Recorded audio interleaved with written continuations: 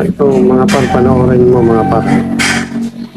Ah, ito yung pinakamasarap na kung sakasakaling natitikman ko to.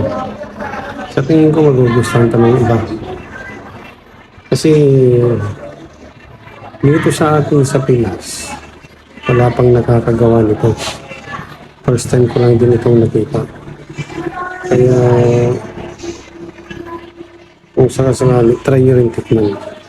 Kakaiba to. Sabi nga nila, mas malasa raw pag ganitong luto yung gagawin mo.